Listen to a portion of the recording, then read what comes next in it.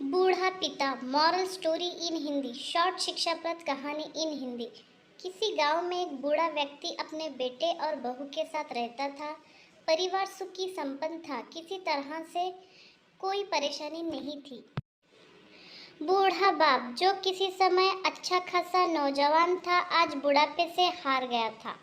चलते समय लड़खड़ाता था, लाठी की जरूरत पड़ने लगी। चेहरा झुर्रियों से भर चुका था, बस अपना जीवन किसी तरह व्यतीत कर रहा था। घर में एक चीज अच्छी दिखे, शाम को खाना खाते समय पूरा परिवार एक साथ टेबल पर बैठकर खाना खाता था। एक दिन ऐसे ही शाम को जब सारे लोग खाना खाने बैठे, बेटा ऑफिस से आया था, भूख ज़्यादा भी थी, सो जल्दी से खाना खाने बैठ गया और साथ में बहू और एक बेटा भी खाने लगे। बूढ़े हाथ जैसे ही थाली उठाने को हुए, थाली हाथ से छिटक गई, थोड़ी दाल टेबल पे गिर गई। बहू बेटे ने घृण दृष्टि से पिता की ओर देखा और फिर से अपना खाना खाने में लग गए। बूढ़े पिता ने जैसे ही अपने हिलते हाथों से खाना खाना शुरू किया तो खाना कभी कपड़ों पे गिरता, कभी जमीन पर। बहू चिढ़ते हुए कहा, हे राम, कितनी गंदे तरह से खाना खाते हैं, मन करता है इनकी थाली किसी अलग कोने में लगवा देते हैं। बेटे ने भी ऐसे सिर हिलाया जैसे कि बेटे ने भी ऐसे सिर हिलाया जैसे पत्नी की बात से सहमत हो। बेटा ये सब मासूमियत से देख रहा था। अगले दिन पिता की थाली उस टेबल से हटाकर एक कोने में लगवा दी गई।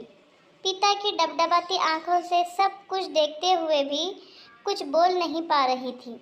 बूढ़ा पिता रोज की तरह खाना खाने लगा। खाना कभी इधर गिरता, कभी उधर गिरता। छोटा बच्चा अपना खाना छोड़कर लगातार अपने दादा की तरफ देख रहा था। माँ ने पूछा, क्या हुआ बेटा, तुम दादाजी की तरफ क्यों देख रहे हो और खाना क्यों नहीं खा रहे हो?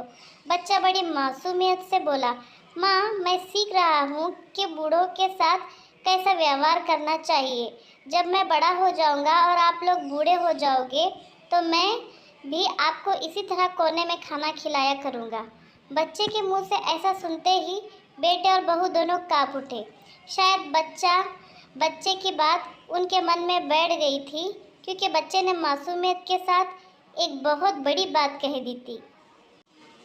बच्चे की बातों ने एक बहुत बड़ा सबक दोनों लोगों को दे दिया था। बेटे ने जल्दी से आगे बढ़कर पिता को उठाया और वापस टेबल पर खाने के लिए बिठाया, और बहू भी भागकर पानी का गिलास लेकर आई कि पिताजी को कोई तकलीफ ना हो। अगर आपको स्टोरी अच्छी लगी हो तो प्लीज़ लाइक, शेयर और